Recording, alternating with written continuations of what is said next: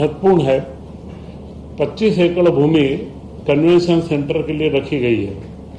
यह एक बड़ी क्षमता का अंतर्राष्ट्रीय स्तर का कन्वेंशन सेंटर बनाया जाएगा, क्योंकि पिछली बार जब जीआईएस जगह की और पार्किंग की थोड़ी समस्या आई थी, तो उसको देखते हुए भोपाल के अंदर औद्योगिकरण भी हो, राजधानी है, तो यह जो पूरा 70 हेक्टेयर का औद्योगिक क्षेत्र भोपाल से बिल्कुल लगा हुआ है, इस औद्योगिक क्षेत्र के माध्यम से लघु व मध्यम उद्योगों को अत्यधिक लाभ मिलेगा तथा कन्वेंशन सेंटर से भोपाल की एक राष्ट्रीय पहचान स्थापित होगी। इसका मुख्यमंत्री के द्वारा भूमि पूजन किया जा चुका है और इसके कार्य को हम तत्काल गति देंगे।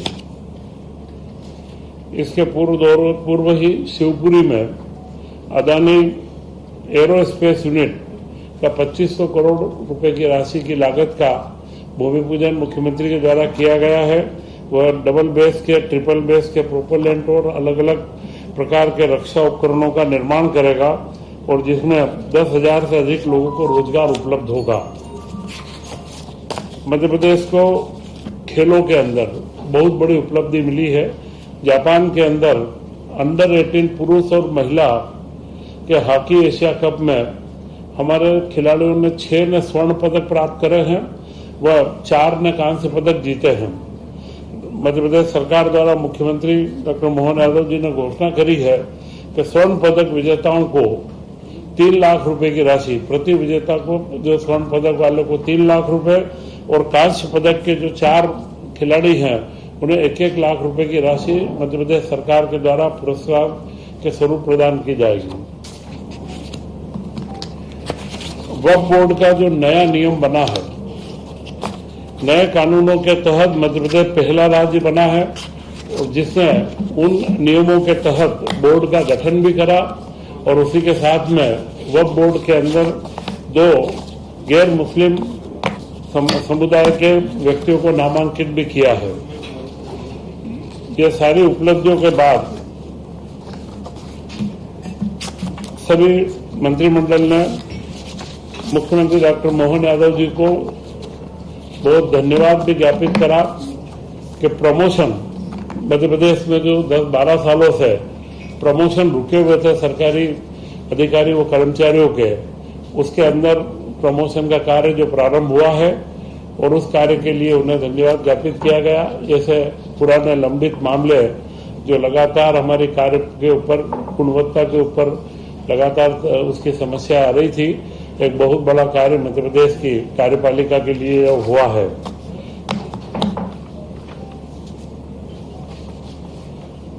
कैबिनेट के अंदर जो महत्वपूर्ण निर्णय हुए हैं उसमें स्वामित्व योजना, यह योजना प्रधानमंत्री नरेंद्र मोदी जी के नेतृत्व में, उनके मार्गदर्शन में जो पूरे देश में हुई है।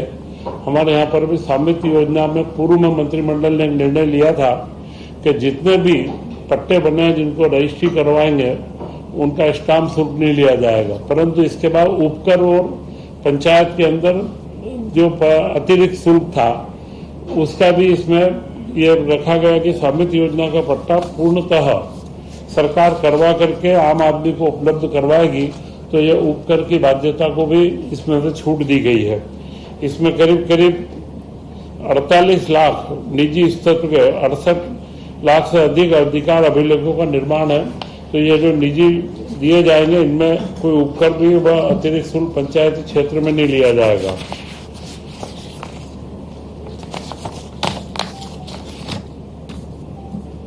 आधुनिक समय में लगातार जो बदलाव हुए हैं मध्य प्रदेश में, Madhya Pradesh state electronic development corporation के द्वारा आज से 12-13 साल पूर्व डाटा सेंटर की स्थापना की गई थी, परंतु इस 12 साल के अंदर जो विकास हुआ है और उन सारे विकास और टेक्नोलॉजी का जो अपग्रेडेशन हुआ है, तो इस डाटा सेंटर में भी नया पूरा अपग्रेडेशन करना, आधुनिक तकनीक का इस्तेमाल करना, एआई का इस्तेमाल करना, इसके लिए एक 800 करोड़ की योजना मंजूर की गई है कि मध्य प्रदेश का डाटा सेंटर अत्याधुनिक हो, उसकी क्षमता बढ़े और उसके बारे में एसीडीसी को अतिरिक्त बजट इसके अंदर दिया गया है। उसी के साथ में आईटी के संबंधित इलेक्ट्रॉनिक इक्विपमेंट के जो डिवाइस मैन्युफैक्चरर भी हैं, आईटी के भी जो पार्क लगते हैं छोटे बड़े, इन सब में अभी तक आईटी विभाग जमीन देता था, परंतु एक महत्वपूर्ण परिवर्तन ये किया गया है कि अब इनको इस तरीके के आईटी के जो भी उपक्रम होंगे इन्हें औद्योगिक क्षेत्रों में भी जमीन उपलब्ध करवाई जाएगी और नियम जो मध्य प्रदेश की औद्योगिक नीति के नियम है उन नियमों के अनुसार इसके अंदर जमीन हम लोग उपलब्ध करवाएंगे। इससे आईटी सेंटर्स में बढ़ोतरी होगी। मुख्यमंत्री जी ने विशेष रूप से एक इसके अंदर संशोधन करवाया है कि हर जिलों के अंदर भी छोटे छोटे IT park plug and play वाले बनाया जाए, जिससे स्थानीय भी औद्योगिक क्षेत्र तो हम बनाते हैं परंतु आईटी के भवन नहीं होते जो छोटी छोटी वर्क स्पेस चाहिए, तो उसके लिए भी निर्माण का प्रावधान इसके अंदर किया गया है।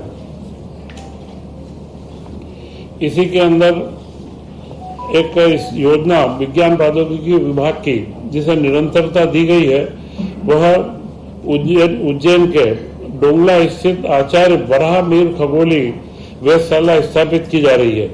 तो उसके अंदर करीब करीब 39 करोड़ रुपए अगले 5 वर्षों में खर्च करके और इसका जो आधुनिकीकरण वो जो वर्तमान संदर्भों के साथ में इसका तालमेल रहे, इसका ये कार्य भी हम लोग कर रहे हैं। उज्जैन में कहाँ पर? डोंगला, उज्जैन के पास में डोंगला जो कर्क रेखा का मध्य पॉइंट है, वहाँ डोंगला में अभी वेधशाला बनी हुई है। उसका अपग्रेडेशन और जो आधुनिक तकनीक से कर रहे हैं, इसको 5 साल की निरंतरता है।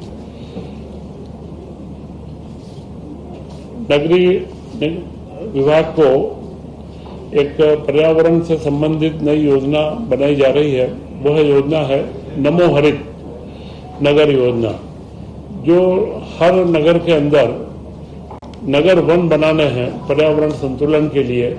उसके लिए नमो हरित योजना में अगले 5 सालों के लिए 100 करोड़ का प्रावधान किया गया है कि जो नमो वन बने, नगर वन जो बने, उन वनों में स्थापना के समय भी CSR या स्थानीय जन भागीदारी की राशि जो मिलेगी उसका बराबरी का राशि राज्य सरकार वहन करेगी और उसी के साथ में प्रति वर्ष 5 सालों तक उनके मेंटेनेंस के लिए भी उसका पूरे नियम बनाए हुए हैं। उनको मेंटेनेंस की राशि भी राज्य सरकार देगी। तो इन वनों का निरंतर जो हम लोग वन बनाते भी है तो उसके बाद उसका मेंटेनेंस, अपग्रेडेशन और उसका सारा कार्य चलता रहे। 100 करोड़ का प्रावधान 5 साल के लिए रखा है। लोक स्वास्थ्य में एक महत्वपूर्ण निर्णय लिया गया है, क्योंकि अभी हर जिलों के अंदर वो छोटे जो हमारे सामुदायिक स्वास्थ्य केंद्र है उन सब में विशेषज्ञ डॉक्टरों की बड़ी कमी है। विशेषज्ञ डॉक्टर मिलते नहीं और करीब करीब लोक सेवा आयोग से और PSC से जो हम एग्जामिनेशन भी करवा रहे हैं, तो जो टर्न आउट रेशो है, एग्जाम तो काफी लोग देते हैं परंतु जब उनका अपॉइंटमेंट होता है तो 34-35% के आसपास ही विशेषज्ञ डॉक्टर ज्वाइन करते हैं। अभी यह नियम में बदलाव किया कर रहे हैं कि जहां पर ऐसे पद खाली है वहां पर विभाग अपने स्तर के ऊपर विशेषज्ञों को भर्ती करेगा और उसको जब वह सर्विस के लिए आएगा तो उसको स्पष्टता रहेगी कि मुझे इस क्षेत्र में कार्य करना है। वो जो 2-4 जगह चिन्हित रहेगी जो जिला है या जिले के आसपास के सामुदायिक स्वास्थ्य केंद्र है कि उनको यहाँ पर कार्य करना है। इससे उनका आकर्षण बढ़ेगा, परंतु यह सिर्फ 3 साल के लिए रहेगी। अगर वो ज्वाइन करते हैं तो 3 साल तक उनका ट्रांसफर नहीं किया जाएगा। इसके बाद वो सामान्य सरकारी जो नियम है उसके अनुसार उनको कार्य दिया जाएगा। तो विशेषज्ञों की कमी को पूर्ति करने के लिए यह एक महत्वपूर्ण नया प्रयोग किया गया है जो 1 साल तक चलेगा। 1 साल में अगर नहीं सुविधा नहीं है, नॉर्मल रेगुलर जो सर्विस है उसी के अंदर अपॉइंट किया जाएगा। तो 3 साल ट्रांसफर नहीं किया जाएगा बस। उसके बाद वो सामान्य जो डॉक्टर्स जो हमारे रहते हैं उन्हीं के बराबर समकक्ष रहेगा। सर सीधी भर्ती हो जाएगी एक तरीके से, ये लोक सेवा आयोग से नहीं होते हुए विभाग अपनी कमेटी बना करके और उनको सीधी भर्ती करें। जितने खाली आते जाएंगे, अभी जितने पद खाली है और जहाँ पर PSC से नहीं भर पा रहे हैं उन सारे पदों के ऊपर नीति बना करके इसमें रखा है। विशेषज्ञ होगा, सामान्य डॉक्टरों का नहीं, विशेषज्ञ होगा, स्पेशलिस्ट।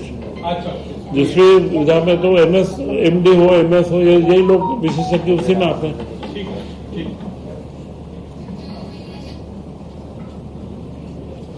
मध्य प्रदेश सरकार इस स्कूटी योजना चलाती है। जो प्रथम श्रेणी में जो बच्चे आते हैं उनको मोटराइज स्कूटी का चयन में 90,000 रुपए और ई स्कूटी पर 1,20,000 देती है। उस योजना को अगले 5 वर्षों के लिए निरंतरता दी गई है और इसके माध्यम से करीब 23,000 छात्रों को लाभान्वित अभी किया जा रहा है। तो 495 करोड़ अगले 5 सालों में इस योजना की निरंतरता की भी स्वीकृति दी गई है। स्कूटी योजना, ई स्कूटी जो फर्स्ट क्लास बच्चे आते हैं